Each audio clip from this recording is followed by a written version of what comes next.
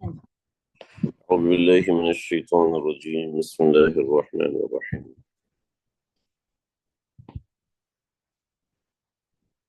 وإلى مدين أخاهم شعيبا قال يا قوم اعبدوا الله ما لكم من إله غيره إلى آخر الآية۔ ہمارے آج کے سبق کا آغاز سورہ ہود آیت نمبر 84 سے ہو رہا ہے۔ انبیاء کے واقعات کے حساب سے یہ 5واں واقعہ ہے۔ درمیان میں اگر حضرت ابراہیم علیہ السلام کے واقعے کو ذکر کر دیا جائے تو 6واں واقعہ ہے، ورنہ حضرت ابراہیم علیہ السلام کا واقعہ سیدنا نوح علیہ السلام کے واقعے کے ساتھ جڑا ہوا ہے، تو اس لیے میں نے اس حساب سے یہ 5واں واقعہ لکھا ہے۔ اگر آپ حضرت ابراہیم کے واقعے کو الگ کاؤنٹ کریں گے تو یہ 6واں واقعہ ہے۔ قوموں کے عروج و زوال کو اللہ رب العزت نے عبرت کا نمونہ بنا کے امت محمدیہ صلی اللہ علیہ وسلم کو سنایا ہے کہ ان امتوں میں جو امتیں اس طرح کی گزری ہیں ان کے ساتھ کیا کیا انجام ہوا۔ ان کا بنیادی معاملہ کرپشن ہے۔ بدعنوانی۔ اچھا، کرپشن کیا ہوتی ہے؟ کرپشن کیا ہے؟ کرپشن یہ ہے کہ آپ اپنا کام ایمانداری سے نہ کریں۔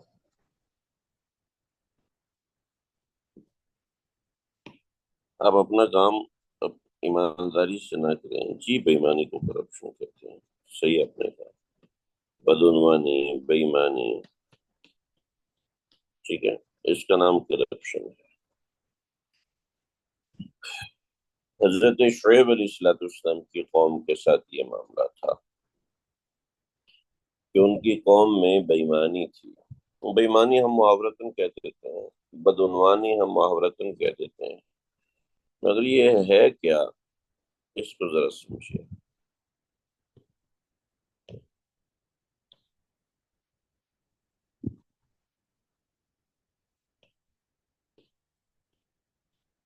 بڑی اہم چیز ہے، اگرچہ اس کا کوئی فائدہ نہیں لیکن سمجھنے کی ضرورت ہے۔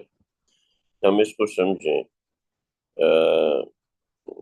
تاکہ اپنے کاموں کے اندر سے ہم اس چیز کو نکالیں۔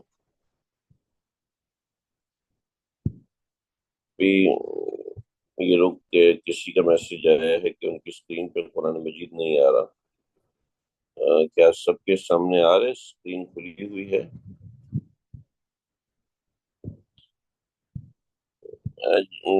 آپ کے ساتھ پرابلم ہے تو آپ اس کو لیفٹ کر کے پھر کریں تو انشاءاللہ آ جائے۔ دیکھیے، اس کو ایک مثال سے میں سمجھاتا ہوں۔ اپنا کام ایمانداری سے کریں۔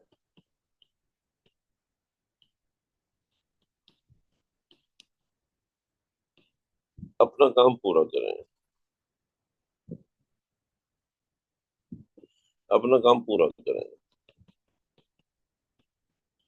جو کام آپ کے ذمہ ہے آپ اس کو احسن انداز میں کریں، اچھے انداز میں کریں۔ جو کام آپ کے ذمہ ہے، تو در مثال بیوی ہے، بیوی کے ذمہ کیا ذمہ داری؟ بیوی کی جو ذمہ داری ہے وہ اچھے طریقے سے ادا کرے گی تو وہ اپنے کام میں ایماندار ہے، ٹھیک ہے۔ یہ میاں بیوی طے کریں گے کہ ان کے ذمہ کیا کیا کام ہے۔ اگر بیوی اپنے ذمہ کے میرے ذمہ کمانا ہے، شوہر کے ذمہ بچے سنبھالنا ہے، تو ان کی مرضی ہے، فطرت کے خلاف کام کریں گے، اس کا نقصان الگ ہوگا۔ بدعنوانی آج کل ہمارے معاشرے میں عام ہے۔ الیکٹریشین، ریڈی والا، ہر بندہ اپنا کام ٹھیک سے نہیں کرتا، اس کا نام کرپشن۔ قوم شعیب علیہ السلام کے اندر بھی اس عنوان کو اللہ رب العزت نے اس طرح ذکر کیا کہ وَلَا تَنْقُصُوا الْمِكْيَالَ وَالْمِيزَانَ إِنِّي أَرَاكُمْ بِخَيْرٍ وَإِنِّي أَخَافُ عَلَيْكُمْ عَذَابَ يَوْمٍ مُحِيطٍ ولا تنقص المکیال والمیزان، ناپ تول میں کمی کرتے تھے۔ چلیے ہم اس کو پڑھتے ہیں، آیت مبارکہ کو سمجھتے ہیں۔ تو قوم شعیب کے اوپر جو معاملہ ہوا تھا، بدعنوانی کا معاملہ ہوا تھا۔ دیکھیں کہیں ایسا نہ ہو کہ یہ مرض ہمارے اندر ہو، کیونکہ یہ ایک عام سی بات ہے کہ اپنا کام ایمانداری سے نہ کرنا، چاہے وہ عالم ہے، چاہے وہ مفتی ہے، چاہے وہ ڈاکٹر ہے، چاہے وہ مزدور ہے، چاہے جو بندہ اپنا کام ایمانداری سے کرتا ہے، دنیا اس کے پیچھے پاگل ہو جاتی ہے، چاہے وہ مسلمان ہے چاہے کافر ہے۔ جو شخص اپنے کام میں ڈنڈی مارتا ہے، دنیا اس کے لیے نفرت رکھتی ہے۔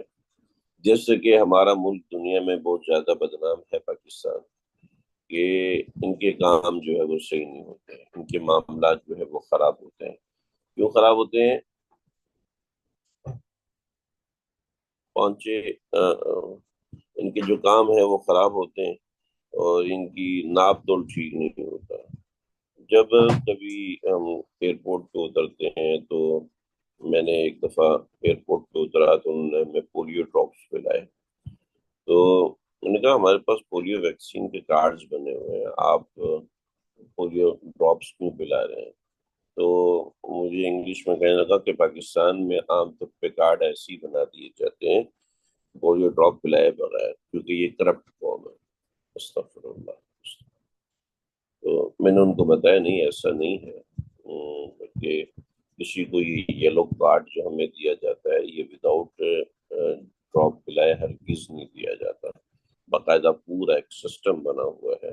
آپ پلا رہے ہیں ٹھیک ہے، آپ کی مرضی ہے، لیکن مسئلہ یہ ہے، تو آپ اپنی انٹیلیجنس کو کہ ذرا دوبارہ چکر لگائیں، پاکستان میں 10 سال پہلے لگایا ہوگا تو اس وجہ سے کہہ رہے ہوں گے۔ تو جو بندہ اپنا کام ایمانداری کے ساتھ نہیں کرتا، ظاہری بات ہے وہ بدنام بھی ہوتا ہے، اور بدنامی کا دوسروں کی بدنامی کا ذریعہ بھی بنتا ہے۔ تو وَإِلَى مَدْيَنَ أَخَاهُمْ شُعَيْبًا، إِلَى مَدْيَنَ، اور ہم نے اہل مدین کی طرف، اخاہم ان کے بھائی، شعیب علیہ السلام کو بھیجا۔ اب یہ مدین کیا ہے؟ مدین کے حوالے سے بہت ساری باتیں ہیں، ذرا سمجھو۔ مدین کہنے کو تو یہ شہر کا نام ہے، ٹھیک ہے، کہ مدین کی طرف ان کے بھائی حضرت شعیب علیہ السلام کو بھیجا، مگر یہ مدین کیا ہے؟ مدین کے حوالے سے مختلف چیزیں ہیں۔ ایک تو مدین یہ ہے جو آپ کے سامنے، یہ خلیج عقبہ ہے، یہاں حضرت شعیب علیہ السلام کی قبر مبارک بھی، آپ نے تصویروں میں دیکھی ہوگی، سبز رنگ کی اونچی سی قبر، مجھے ذہن میں نہیں رہا، میں تصویر بنا دیتا۔ دوسرا ایکا، یہ مقام ہے، اس کو بھی حضرت شعیب علیہ السلام کی ایک قبر یہاں پر بھی ہے، تو 2 قبریں لوگوں نے حضرت شعیب علیہ السلام کی بنائی ہیں۔ تو بعض حضرات نے کہا کہ یہ مدین ہے، بعض حضرات نے کہا یہ مدین ہے، یہ مدین ہے، یہ تو تبوک کو رہتے ہیں، نہیں یہاں پر نہیں ہے، مجھ سے بتانے میں غلطی ہوگی۔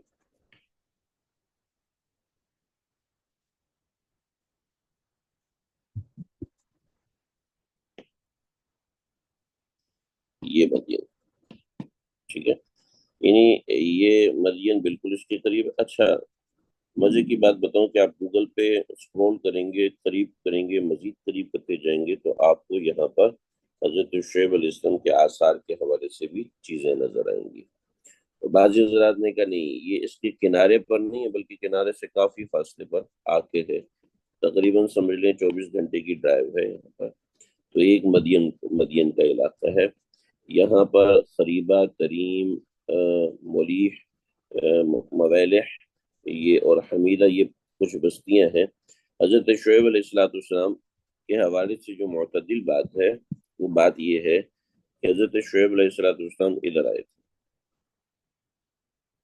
مدین آئے تھے، اور پھر یہاں سے حضرت شعیب علیہ السلام نے عذاب کے بعد آ کے یہاں پر رکے اور یہیں پر رہتے تھے۔ تو حضرت موسیٰ علیہ السلام جب مصر سے نکلے ہیں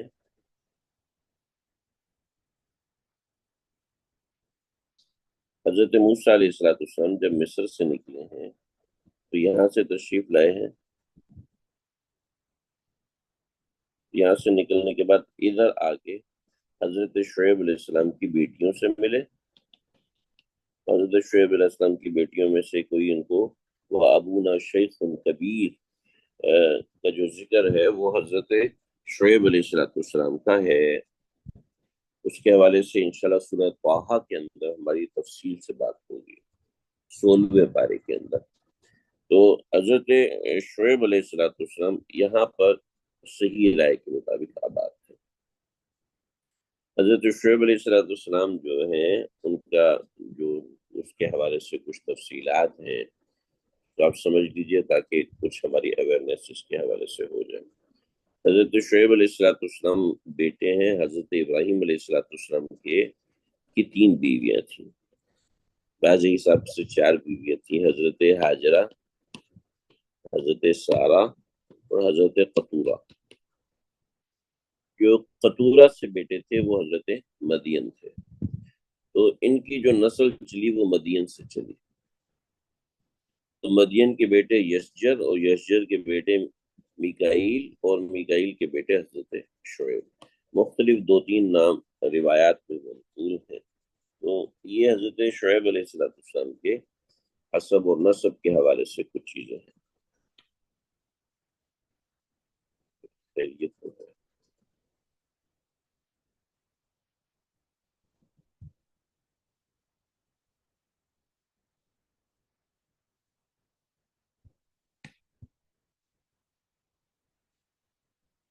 سوال انہوں نے کیا کہ عجیب سی بات ہے کہ ہم لوگوں میں بھی وہ سب برائیاں کیوں ہیں جو سب نبیوں کی امتوں میں تھی.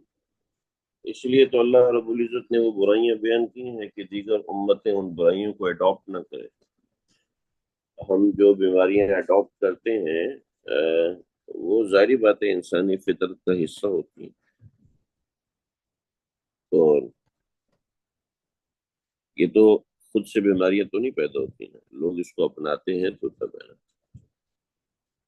لا الہ الا اللہ. نیچے بھی ایک چھوٹا سا نسب نامہ لکھا ہوا ہے اور یہ حضرت نوح علیہ السلام تک جاتا ہے. آپ اس کو ریلیٹ کر سکتے ہیں دیگر چیزوں کے ساتھ، انشاءاللہ یہ بڑا مفید رہے گا اور دلچسپی کا باعث رہے گا. مگر اس میپ کے اندر، یہ جو میپ آپ کے سامنے ہے، اس میپ کے اندر آپ کے لیے بڑی دلچسپی کا سامان ہے. اس کے اندر آپ چیک کر سکتے ہیں، دیکھ سکتے ہیں کہاں کون کون سے واقعات اور حالات پیش آئے. جیسے یہ پیچھے آپ کو عرب لکھا ہوا نظر آ رہا ہے، ٹھیک ہے، یعنی مکہ مدینہ اس سائڈ پر ہے، اس ایریے میں مکہ اور مدینہ ہے. اسی طریقے سے حضرت یہ مصر ہے. حضرت موسیٰ علیہ السلام کے حوالے سے ہم نے جو چیزیں سمجھی تھی، یہاں سے نکلے یہاں سے نکلے، تفصیل سے یہ صحرائے سینا ہے اور یہ خلیج عقبہ ہے. اور پھر اس سے اوپر کی طرف جاتے ہیں تو اس سے اوپر کے ایریے میں جاتے ہیں تو غزہ ہے، فلسطین ہے، القدس ہے، خلیلی ہے، جس کو ہم پیچھے دیکھ بھی چکے، پڑھ بھی چکے. یہ بڑی مزے اور فائدے کی چیز ہے. اچھا ہوگا کہ آپ حضرات ان میپس کو دیکھا کریں تو اس کا فائدہ ہوگا. یہ اس کے اوپر کا ایریا ہے اور تھوڑا سا ایک جامع ترین میپ ہمیں ملا ہوا تھا، یہ سیدنا ابراہیم علیہ السلام کا جو میپ تھا. اس میں ہم نے اور تھوڑا سا چھوٹا کر دیا ہے اور یہ چھوٹا کر کے آپ کو جو تھوڑے سے بڑے نظر آ رہے تھے یہاں پر، یہ مدین کا ایریا، یہ مدین یہاں پر بنایا ہوا ہے. حضرت ابراہیم علیہ السلام کے سفر کے حوالے سے یہ سب چیزیں ہیں. تو آپ دیکھ سکتے ہیں کہ اس کے اندر یہ مدینہ ہے اور یہاں پر، اور یہاں تھوڑا سا ہی یہ نیچے نیچے جو ہے یہ مکہ ہے، جدہ ہے، اس کے ساتھ مکہ ہے، اور یہ پورا جزیرہ نما عرب ہے. یہاں عراق ہے اور پھر تھوڑا سا اس طرف چلے جائیں تو یہ ایران ہے، اس طرف پاکستان ہے. تو یہ سب چیزیں یہاں پر آتی ہیں. اور یہ یہاں پر بیت المقدس ہے، الخلیل ہے اور یہ مصر ہے. یہاں پہ افریقہ ہے. تو یہ یہ ترکیہ ہے، دریا فرات ہے. تو ان نقشوں پہ آپ حضرات غور کریں گے تو آپ کو بہت ساری چیزیں قرآن مجید کی جغرافیائی میپنگ آپ کو ملے گی، اور بڑا فائدہ مند اور ایک بڑی دلچسپ چیز آپ کو ملے گی. تو اس کو دیکھتے رہنا چاہیے، اس سے فائدہ ہوتا ہے، علمی اعتبار سے فائدہ ہوتا ہے، انسان کی بصیرت میں فائدہ ہوتا ہے. خاص طور پہ وہ لوگ جو کہ سفر زیادہ کرتے ہیں ان کے لیے بہت سیکھنے کی چیزیں ہیں. اللہ اکبر. میرے کو اتنے زیادہ اسفار نہیں ہوتے تو میں اس میپ کے ذریعے سے ہی ان سب چیزوں کو چیک کرتا ہوں. ظاہر میرا سفر کا کوئی متبادل تو نہیں، کوئی نہ کوئی برائی تھی جو کہ قرآن میں تحریر ہے. امت محمدیہ کی امت میں کیا برائی خاص طور پر ہے جس کی اصلاح بہت ضروری ہے.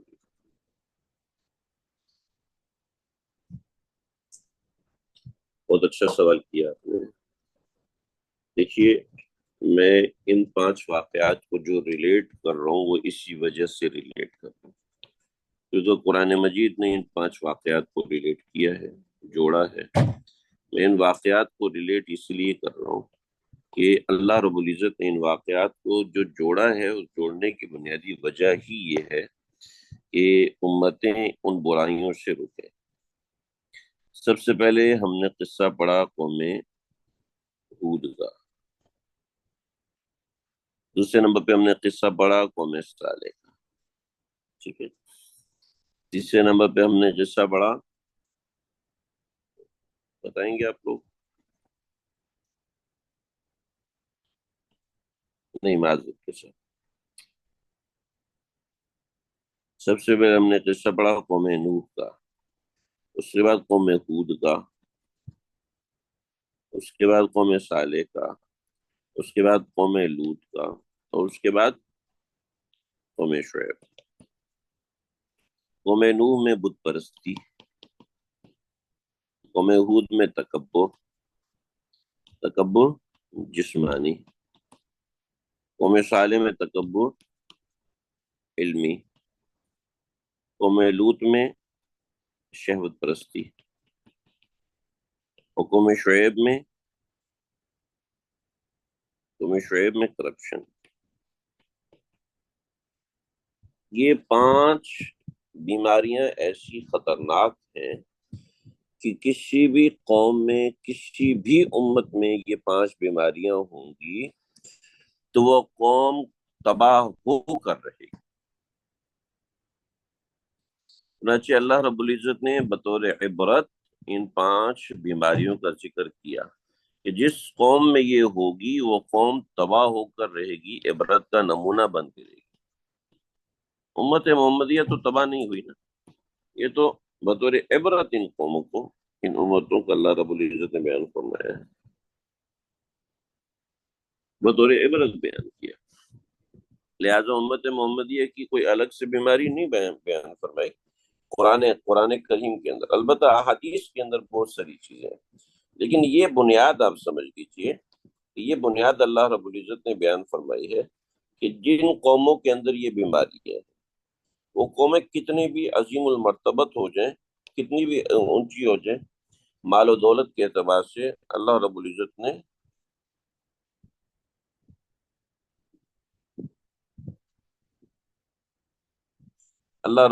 نے اس امت کو، ایسی امتوں کو تباہ کیا ہے. چنانچہ آپ صلی اللہ علیہ وسلم نے فرمایا کہ لِكُلِّ قَوْمٍ فِتْنَةٌ، ہر قوم کے لیے فتنہ ہے. میری امت کا فتنہ وہ فتنۃ امتی المال، میری امت کا فتنہ مال ہے، میری امت کا فتنہ مال ہے. میں اپنی آنکھوں سے دیکھے ہیں ایسے واقعات، زندگی میں پڑھے ہیں ایسے واقعات، اپنی آنکھوں سے پڑھے ہیں، کتابوں میں نہیں پڑھے، حالات ہوتے ہوئے دیکھے ہیں کہ پیسے والے کی کوئی اتنی عزت ہے، اتنی کوئی عزت ہے، اتنی کوئی عزت دیتے ہیں ہمارے شریف لوگ، نیک لوگ، پیسے والے کو اتنی کوئی عزت دیتے ہیں جس کی کوئی حد نہیں. اور غریب سے ایسے حقارت سے بات کرتے ہیں کہ جیسے پتہ نہیں وہ دنیا کا گھٹیا ترین انسان. ایک ہمارا سبق بہت آگے چلا جائے گا، آگے پیچھے ہو جائے گا، لیکن یہ مسئلہ بڑا اہم ہے. بطور مثال میں آپ کو بتاؤں، میرے ایک دوست ہیں، ان کی شادی ہوئی، میں منع کر رہا تھا یہاں مت کرو مت کرو، مگر وہ تھے مالدار ترین لوگ، قطر میں رہائشی ہو، اس عورت نے اس بیچارے کی ناک میں دم کر دیا، رات 1:30 بجے گھر سے بھاگ گئی، دبئی میں رہتے ہیں، رات 1:30 بجے گھر سے بھاگ گئی، لیکن ماں باپ کہہ رہے ہیں تو نے اس کو نہیں چھوڑنا، خیر اللہ اللہ کر کے اس کو چھوڑا، چھوڑنے کے بعد اس نے اتنی اذیت دی، پولیس کیسز اور یہ سب کچھ، ماں باپ اس کے سامنے اف نہیں کرتے۔ دوسری جگہ نکاح ہوا، ابھی 3 دن پہلے 4 دن پہلے نکاح ہوا، میں نے کہا وہ غریب بچی ہے، اس کو جاتے وقت وہ بھی پیپر پروسیجر کرو گے، جاتے وقت اس کو 25,000 ہدیہ کر کے جانا۔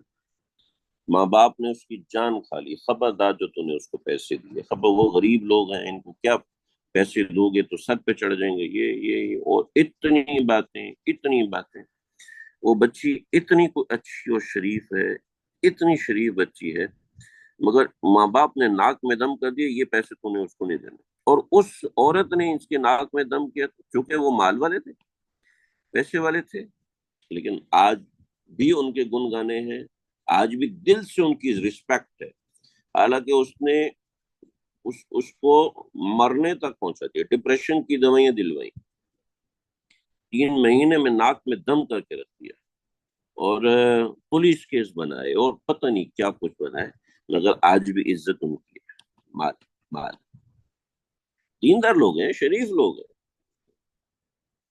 بیانات میں آتے ہیں، کیا ہے بس مال کے لیے عزت ہے، جس کے پاس مال ہے وہ جناب کچھ بھی ہے، لیکن وہ کل لگوائے گا جناب، انجیکشن لگوائے گا، ٹرپل لگوائے گا، گورا چٹا بھی ہو جائے گا، انجیکشن لگوائے گا اور زیورات اس کے پاس اتنے ہوں گے، کیونکہ عزت تو پیسے کی ہے۔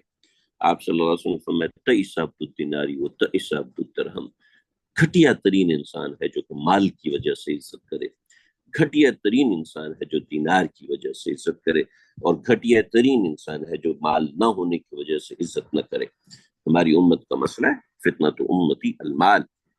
پھر آپ صلی اللہ علیہ وسلم فرمایا ما اضر علی الرجال من فتنۃ النساء، مردوں کے لیے سب سے خطرناک فتنہ ہے عورتوں کا فتنہ، کہ عورت مرد کے لیے سب سے خطرناک فتنہ ہوتی ہے، یا اللہ یا اللہ۔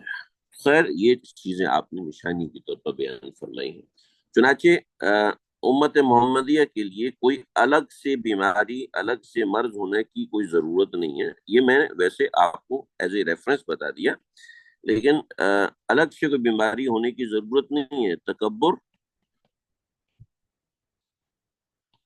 شکل کا ہو یا عقل کا ہو،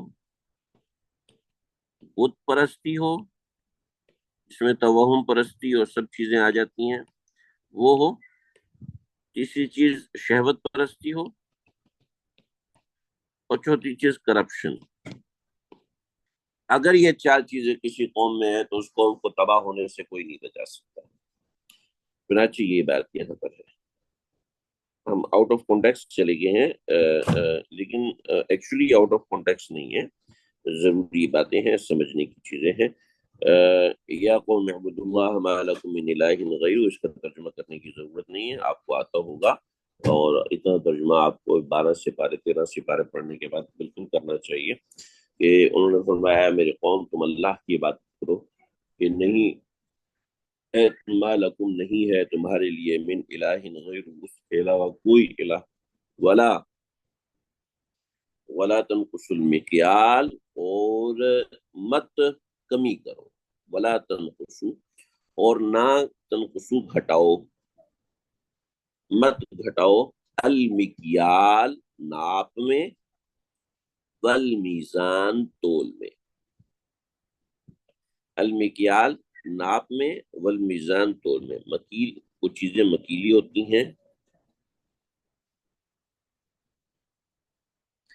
اور کچھ چیزیں موزونی ہوتی ہیں، یہ ایک اصطلاح ہے، ٹرمینالوجی ہے، آپ اس کو یاد کر لیجئے۔ مکیلی چیزیں جیسا کہ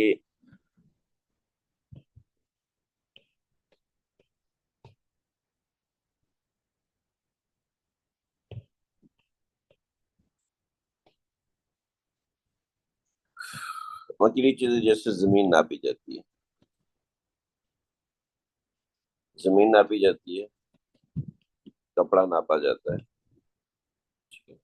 زمین ناپی جاتی ہے، کپڑا ناپا جاتا ہے، پانی ناپنے کے لیے الگ آلہ ہوتا ہے، ٹھیک ہے، دودھ ناپنے کے لیے الگ سے آلہ ہوتا ہے، پیٹرول ناپنے کا آلہ الگ ہوتا ہے، جس کو ناپنا کہتے ہیں، ٹھیک ہے۔ اور موزون وزن، ہم پتہ ہے پھل خریدتے ہیں وزن کے حساب سے خریدتے ہیں، ٹھیک ہے، سامان خریدتے ہیں، راشن خریدتے ہیں وزن کے حساب سے، تو سب کو پتہ ہے۔ تو ولا تنقص المکیال والمیزان، ہمارے ایک دوست انہوں نے کپڑے کی ایک دکان خریدی، تو کپڑے کی دکان میں جو ان کا میٹر تھا جس سے وہ ناپ کے دیتے تھے، اس کی جب انسپیکشن کروائی تو وہ 2 انچ چھوٹا تھا، 2 انچ چھوٹا تھا۔ اب وہ مسئلہ پوچھا، سامنے آئی کہ جتنے پیسے 2 انچ کی کمی سے کمائے ہیں، اتنے پیسے جو ہے وہ ان لوگوں کی طرف سے ثواب کی نیت سے صدقہ کرے، اس کے علاوہ تو اور کوئی حل نہیں ہے۔ تو کیا ہے؟ وَلَا تَنْقُصُوا الْمِكْيَالَ وَالْمِيزَانَ إِنِّي أَرَاكُمْ بِخَيْرٍ، انی اراکم بخیر، میں دیکھتا ہوں کہ تم لوگ خوشحال ہو، انی اراکم، میں دیکھتا ہوں بخیر، میں دیکھتا ہوں کہ ابھی تو تم خوشحال ہو، وانی اخاف علیکم عذاب یوم محیط، مگر میں ڈرتا ہوں، اخاف علیکم، تمہارے اوپر مجھے ڈر ہے، عذاب یوم محیط، گھیرنے والے دن، ایسے دن کے عذاب کی جو چاروں طرف سے گھیر لے۔ انی اخاف علیکم عذاب، میں تمہارے اوپر ڈرتا ہوں، عذاب کی، یومن، ایسے دن کے عذاب سے، محیط، جو کہ گھیر لے گا، محیط احاطہ کرنا، چاروں طرف سے گھیرنے کو کہتے ہیں۔ انی اخاف علیکم عذاب یوم محیط، ویا قوم، اور پھر تاکیداً حضرت شعیب علیہ السلام قوم کو نصیحت فرما رہے ہیں۔ حضرت شعیب علیہ السلام جو تھے وہ خطیب الانبیاء تھے، انبیاء میں ان کو خطابت کا درجہ تھا کہ حضرت شعیب علیہ السلام کے بات کرنے کا طرز، بات کرنے کا انداز بڑا یونیک اور بڑا خوبصورت اور اچھا تھا۔ وَيَا قَوْمِ، فرمانے لگا ہے قوم، أَوْفُوا الْمِكْيَالَ وَالْمِيزَانَ بِالْقِسْطِ، تولو، مکیال، ناپنے کی چیزوں کو، اوفو، پورا کرو، المکیالہ، ناپنے کی چیزوں کو، والمیزانہ، اور تولنے کی چیزوں کو، بالقسط، انصاف کے ساتھ، ولا تبخسوا الناس اشیاءهم، اور ولا تبخسوا، اور گھٹا کرنا دو، خبث کہتے ہیں گھٹا کے دینے کو، ٹھیک ہے، ولا تبخسوا الناس اشیاءهم، خبث نہیں، تبخسوا، یعنی بخسا کہتے ہیں کسی چیز کو گھٹا کر دینا، تو ولا تبخسوا الناس اشیاءهم، لوگوں کو ان کی چیزیں، تبخسو، گھٹا کر نہ دو لوگوں کو چیزیں، ولا تعصوا، اور نہ ہو، فی الارض، زمین کے اندر، مفسدین، فساد مچاتے ہوئے، زمین میں فساد مچاتے ہوئے نہ رہو۔ ترجمے میں کوئی کنفیوژن، کوئی مسئلہ ترجمے میں تو نہیں ہے بھائی؟ اللہ اکبر، اللہ، آگے دیکھیے، بات بڑی خوبصورت ہے، بہت ہی خوبصورت ہے، طرز قرآنی ہمیں جو چیز سکھاتا ہے، سمجھاتا ہے، وہ ایک باپ کی شفقت بھی ہے، ماں کی محبت بھی ہے، اور اللہ تعالی کے الفاظ ہیں، اس سے بڑھ کر ہمارے لیے کوئی ٹاپک نہیں ہے۔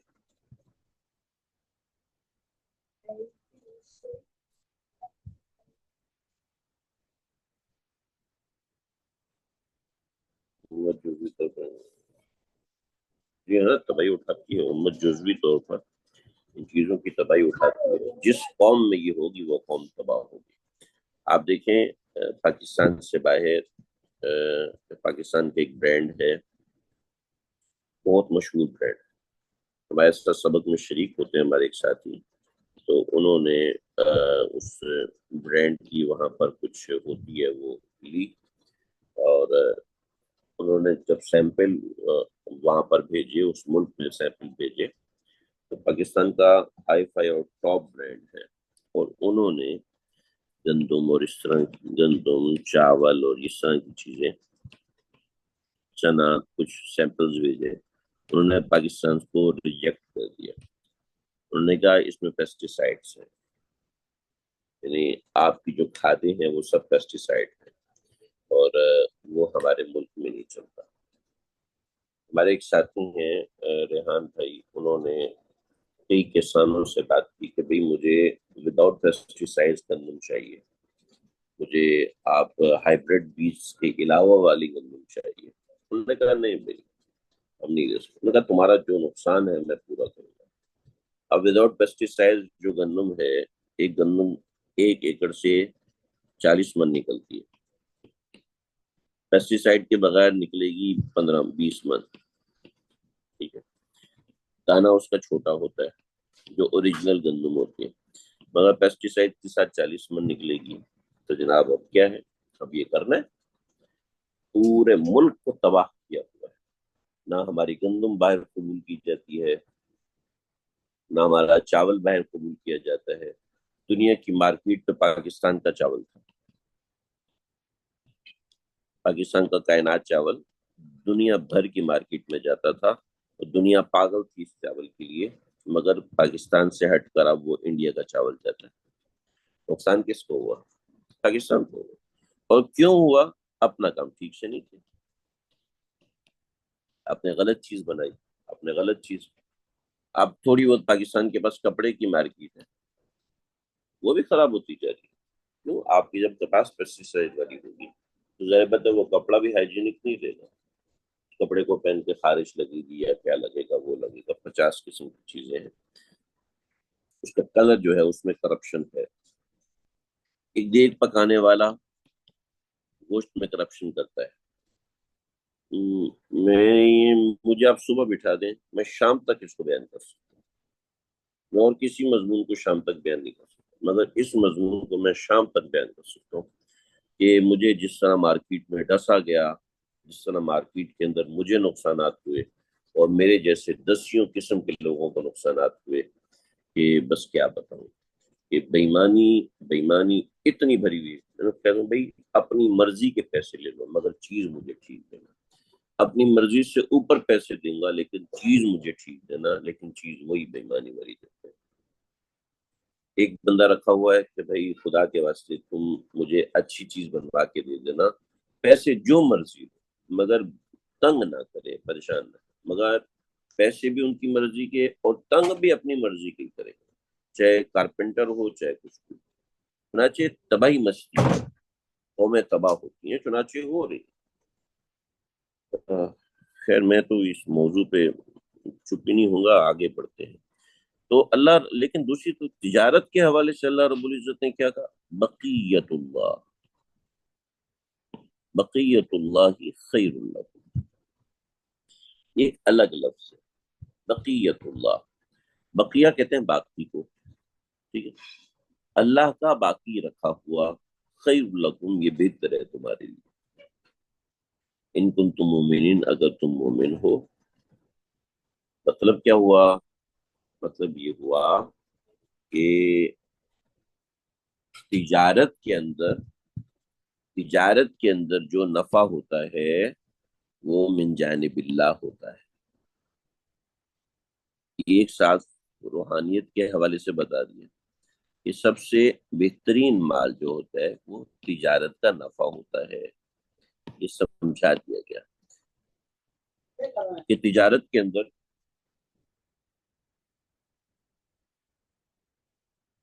100 روپے کی چیز ہے، آپ نے 125 روپے کی بیچی ہے، اس میں آپ کا خرچ آیا 10 روپے، یہ 15 روپے آپ کا جو نفع ہوا ہے،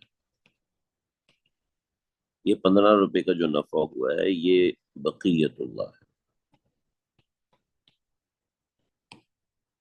بقیت اللہ ہے۔ چنانچہ تجارت ایک بڑی اعلیٰ ترین چیز ہے، پیغمبروں نے تجارت بھی کی ہے، ٹھیک ہے، آپ صلی اللہ علیہ وسلم نے خود تجارت فرمائی۔ تو تجارت ایک بہت بڑا عمل ہے، ایک بہت بڑی چیز ہے، وہ ملک ترقی کرتے ہیں جو تجارت کرتے ہیں، وہ قومیں ترقی کرتی ہیں جو تجارت کرتی ہیں. وہ ہمارے ہم میمن برادری ہے، تاجر برادری ہے، امیر ترین لوگ، بزنس مین، یہ سب سے اوپر ہوتے ہیں. آپ دیکھیں دنیا میں نوکری پیشہ لوگ جو ہے وہ ایسے ہوتے ہیں، چاہے کتنے بھی امیر ہوں مگر نوکری پیشہ لوگ سب سے اوپر نہیں ہوتے. دنیا میں جتنے امیر ترین لوگ ہیں وہ تاجر. ہاں، آپ کا جو سوال ہے کہ ناپتول میں کمی، یہ ناپتول میں کمی معاشی جرم ہے یا روحانی بیماری؟ دیکھیے، یہ میں نے کل عرض کیا تھا، کچھ امراض ایسے ہوتے ہیں کہ جو معاشرتی جرم ہوتے ہیں، کچھ جو ہے وہ روحانی ہوتے ہیں. تو جو بھی معاشرتی جرم ہے، جو اجرام بھی معاشرتی اجرام ہوتے ہیں، وہ تمام کے تمام سب سے پہلے روحانی اجرام ہوتے ہیں، روحانی جرم ہوتے ہیں. ایک جرم اپنے حد تک ہوتا ہے جب تک وہ روحانی جرم ہوتا ہے، مگر وہ جرم بڑھتے بڑھتے معاشرتی جرم بن جاتا ہے، بڑھتے بڑھتے معاشرتی جرم بن جاتا ہے. جیسے کوئی شخص شہوت پرست ہے تو اپنی شہوت غلط طریقے سے نکال رہا ہے، مگر اس کا اثر معاشرے پہ ضرور پڑتا ہے، بالکل اس کا معاشرے پہ پڑتا ہے، مگر ایک وقت کے بعد اس کا اثر معاشرے پہ پڑنے لگتا ہے، معاشرے پہ ظاہر ہونے لگتا ہے. اس کا اثر ہوتا ہے معاشرے کے اوپر اور اس کے سارے معاملات ہوتے ہیں. تو یہ کرپشن تو ویسے ہی معاشرتی جرم ہے. وجہ اس کی یہ کہ اس میں آپ دوسرے کا حق کھا رہے ہوتے ہو، دوسرے کا حق مار رہے ہوتے ہو. وما انا علیکم بحفیظ، میں تمہارا پھر وما انا، اور میں نہیں ہوں علیکم تمہارے اوپر نگہبان. اگر تم یہ حلال نہیں لیتے ہو اور حرام ہی کھانے پہ تلے ہوئے ہو تو پھر میں تمہارے اوپر کوئی نگران نہیں. حضرت شعیب علیہ السلاۃ والسلام کی قوم نے وہی جواب دیا جو آج جواب دیا جاتا ہے، جو آج سمجھایا جاتا ہے. کیا سمجھایا جاتا ہے؟ قالو، تو کہنے لگے، یا شعیب، اے شعیب علیہ الصلوۃ والسلام، علیہ الصلوۃ والتسلیمات، الصلاۃ کا تأمرک، کیا تیری نماز تجھ کو روکتی ہے کہ ان نترک ما یعبد آباؤنا، کہ ہم چھوڑ دیں ان چیزوں کی پرستی جس کی ہمارے آبا و اجداد کیے کرتے تھے، او یا پھر ان نفعل فی اموالنا ما نشاء، ان نفعل فی اموالنا ما نشاء، اور چھوڑ دیں ایسا تصرف، ان نترک ما یعبد آباؤنا، کہ ہم چھوڑ دیں ان کو پوجنا، ان کی پرستش کرنا جن کے ہمارے آبا و اجداد کرتے تھے، او ان نفعل، اور ہم چھوڑ دیں وہ تصرف کرنا اپنے اموال کے اندر، ما نشاء، جو ہم چاہتے ہیں، جو ہم چاہیں اپنے اعمال میں تصرف کرنا وہ ہم چھوڑ دیں. انک لانت الحلیم الرشید، بے شک آپ تو بڑے ہی نیک حلیم آدمی ہیں، اور الرشید، آپ نیک چلن ہیں، نیک طبع ہیں. تو آپ تو ایسے ہیں، آپ ایسا کیسے کہہ سکتے ہیں؟ ہمارے معاشرے میں وہی مسئلہ ہے.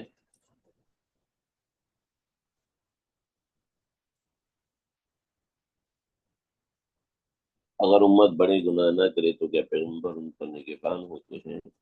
جی، فہوائے کلام جیسے معرف القرآن میں لکھا ہے کہ اس سے یہی سمجھ میں آتا ہے کہ اگر امت ان بڑے بڑے گناہوں کو ترک کر دے تو وہ پیغمبر کی نگہبانی میں ہوتے ہیں. اس آیت سے یہی معلوم ہو رہا ہے، اور یہ بہت بڑی چیز ہے، بہت بڑی چیز ہے. چنانچہ بعض حضرات نے یہ کہا کہ جو شخص پورے دن میں ایک گناہ نہیں کرتا تو وہ ایسے ہے جیسے اس نے پیغمبر کی صحبت پائی. بعض حضرات صوفیاء نے لکھا ہے کہ کوئی شخص پورے دن میں کوئی گناہ نہیں کرتا تو بالکل ایسا ہے جیسے اس نے پیغمبر کی صحبت حاصل کی. پھر دوسرے دن نہیں کرتا تو بالکل ایسا ہے جیسے پیغمبر کی صحبت میں. پھر تیسرے دن نہیں کرتا تو ایسا ہے جیسے وہ پیغمبر کی صحبت میں. تو یہاں پر قالوا یا شعیب، اصل میں یہاں پہ بات یہ ہے کہ حضرت شعیب علیہ الصلوۃ والسلام ان کو معاشرتی طور پر واضح کرنا چاہتے تھے کہ اگر تم کرپشن نہیں چھوڑو گے تو ذہن میں رکھو کہ تم تباہ ہو جاؤ گے. ٹھیک ہے، یعنی میں اپنی ذمہ داری پہ کہتا ہوں کہ تم یہ کام کرو تو نجات پا جاؤ گے، اور میں اپنی ذمہ داری پہ کہتا ہوں کہ تم یہ کام کرو گے تو تباہ ہو جاؤ گے. تو یہ مطلب ہے وما انا علیکم بحفیظ کا. پھر میرا ذمہ کوئی نہیں ہے، پھر میں تمہارے ذمہ نگہبان نہیں ہوں. البتہ اس سے خفیف اشارہ وہ بھی ملتا ہے جو آپ حضرات نے سمجھا. حضرت شعیب علیہ السلام نماز بڑی کثرت سے پڑھتے تھے. صلاۃ الحاجات اور نماز سے رجوع رکھنا حضرت شعیب علیہ السلام کا بہت زیادہ تھا. تو قوم نے حضرت شعیب علیہ السلام کا بعض حضرات مفسرین کے بقول مذاق اڑانے کے لیے کہا، اور بعض حضرات کا یہ کہنا تھا کہ حضرت شعیب علیہ السلام کو قوم نے اس طریقے سے چاہا کہ وہ ہمارے اعمال اور معاملات سے دور رہے. تو یہ کلمات قوم نے اس لیے کہے تاکہ ان کا عناد سامنے آ جائے، یا یہ سامنے آ جائے کہ دین کا معاملات سے کوئی واسطہ نہیں. دین بس عبادت تک ہے، اس کے بعد دین کچھ نہیں ہے.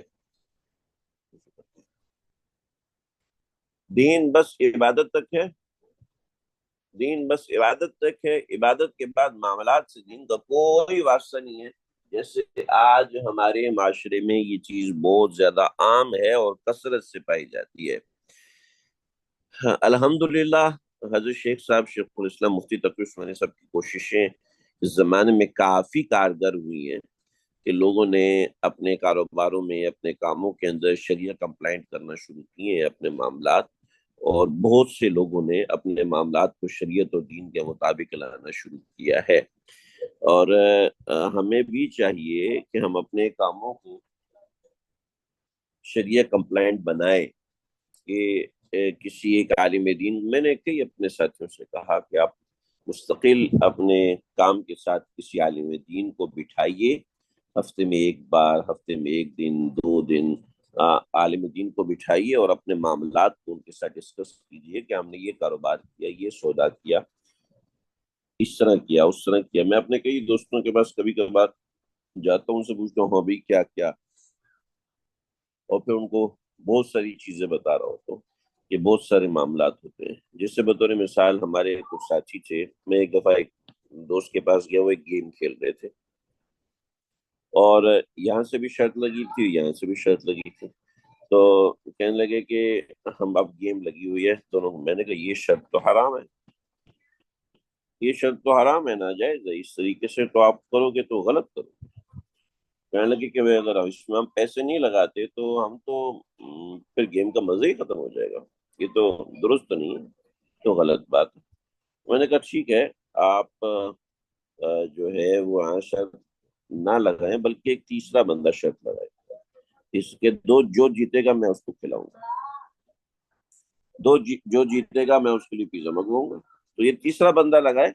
اب چیز وہی ہے، اب اگرچہ وہ کمپٹیشن کا وہ چیز رہتی نہیں کہ اس کی جیب سے نکلنا ہے یا اس کی جیب سے نکلنا ہے، تو وہ ایک الگ معاملہ ہے کہ یہ اس سے نکلوائے گا، اس کو پتا ہے یہ ایک سے نکلوائے یا 2 سے نکلوائے، یہ اس نے نکلوانا ہے اس سے، وہ ایک الگ معاملہ ہے.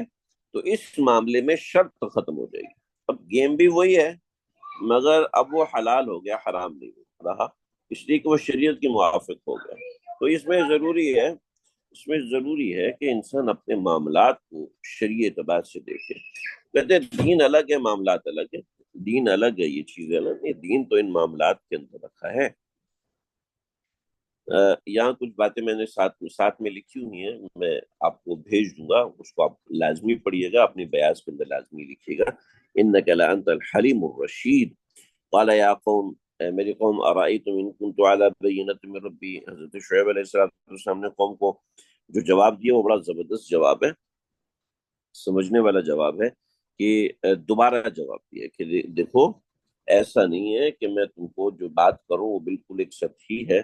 یا قوم فرمایا اے میری قوم، ارائیتم ان کنت علی بینۃ،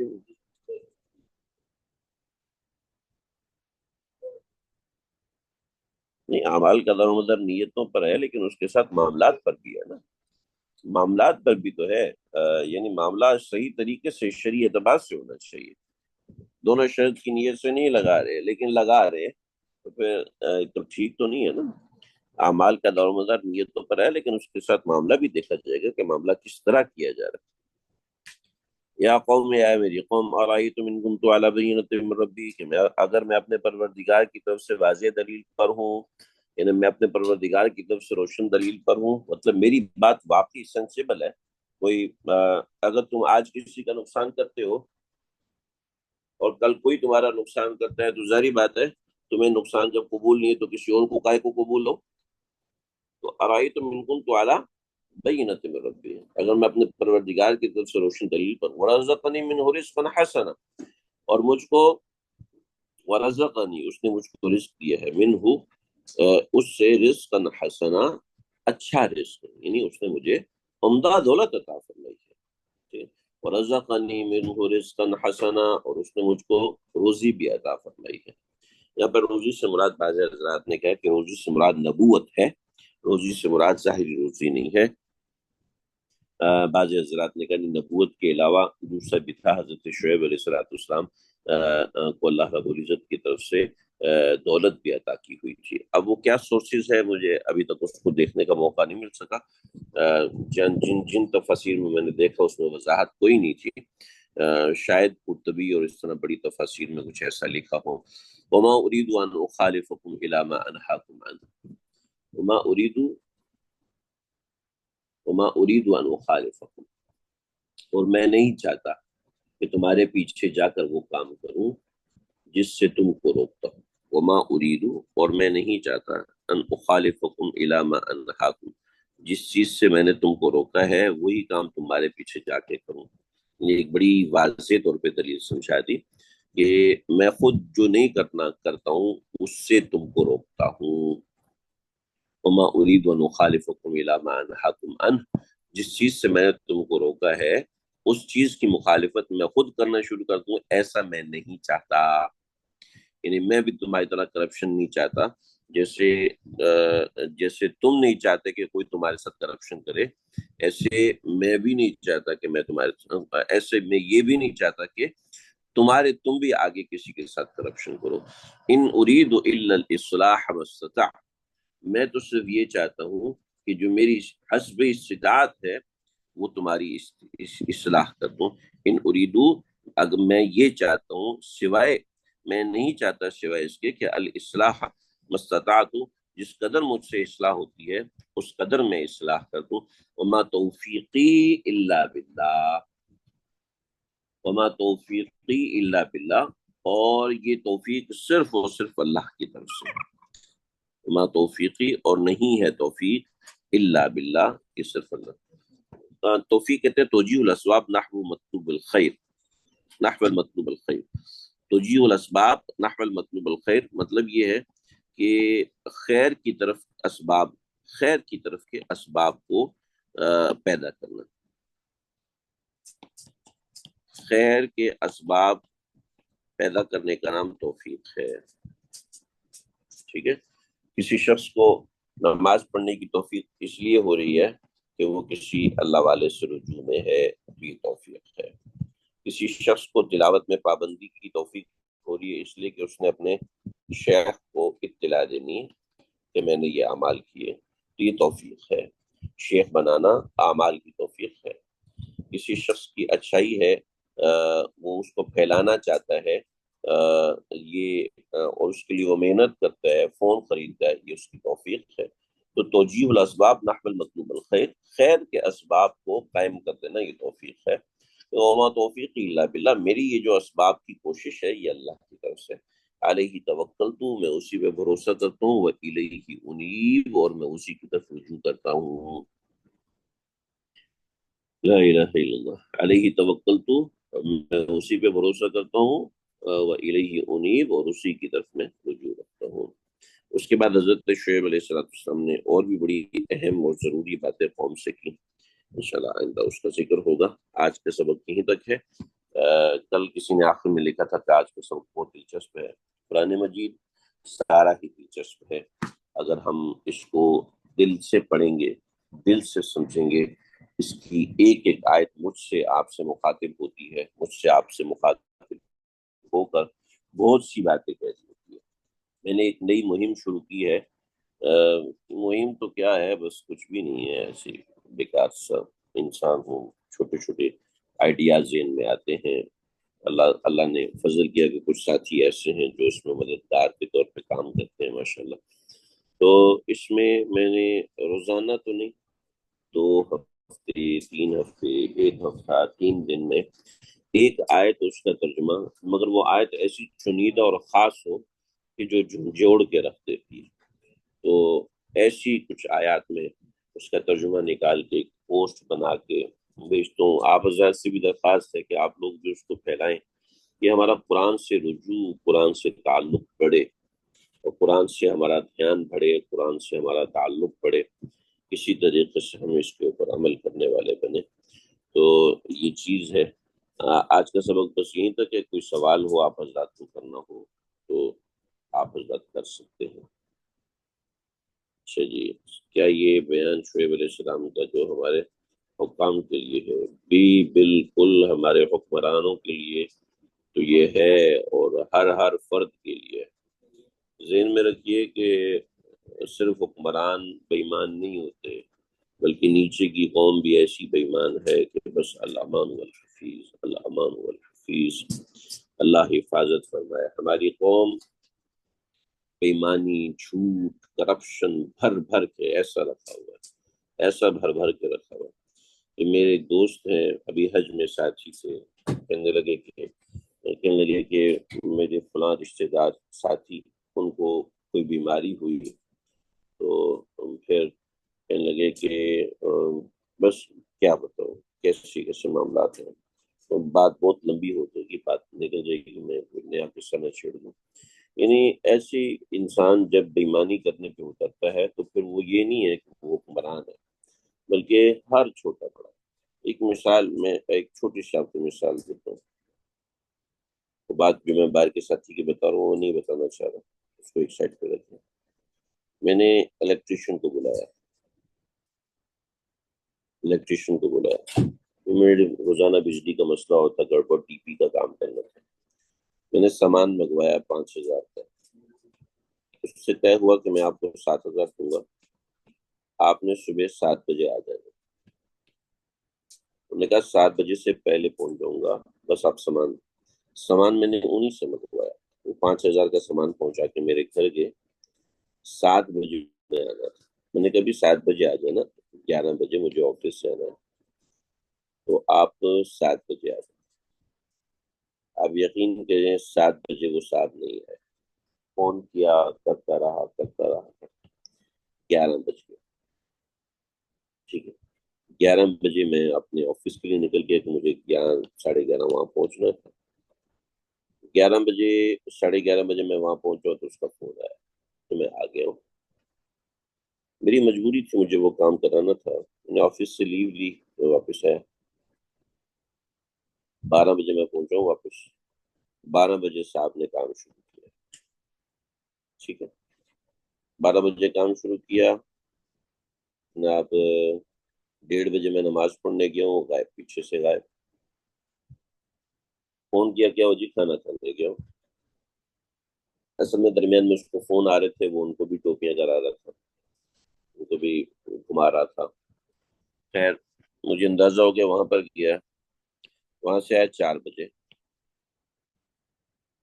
4 بجے آیا، 1.5 گھنٹے کام کیا، پھر چلا گیا۔ کیا ہوا؟ وہ ایک سامان رہ گیا۔ میں نے کہا سارا سامان تو آ گیا؟ نہیں، ایک سامان لانا تھا، میں نماز کے لیے گیا تھا اصل کی، تو نہیں جی، وہ کرتے کرتے اس نے رات 11 بجے کام مکمل کیا، 11 بجے کام مکمل کیا، اور 4 گھنٹے کا کام اس نے پورا دن لگا کے کیا۔ ان کو میں نے کہا کہ جس کے ریفرنس سے آئے تھے، انہوں نے کہا بھی آپ نے پیسے ان کو نہیں دینے، پیسے میں خود دوں گا، جو انہوں نے تنگ کیا ہے، پریشان کیا ہے۔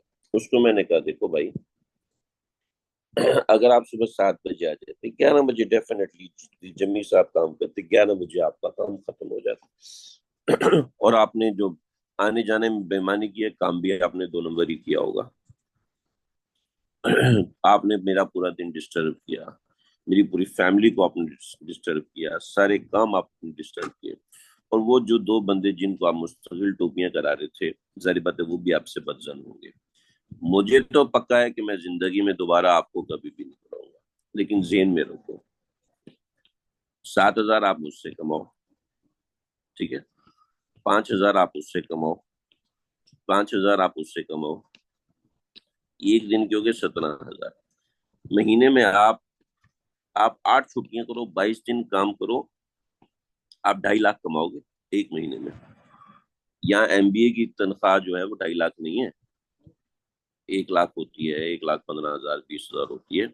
آپ ایک ان پڑھ آدمی ہو، آپ ایک مہینے میں 8 چھٹیاں کر کے 2.5 لاکھ کما سکتے ہیں، لیکن آپ کی بےمانی نے آپ کو کبھی آگے بڑھنے نہیں دیا۔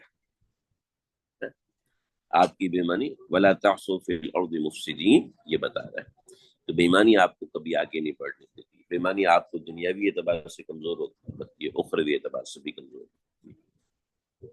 ٹھیک ہے جی، اللہ تعالیٰ سمجھنے کی توفیق دیجیے۔ السلام علیکم ورحمۃ اللہ وبرکاتہ۔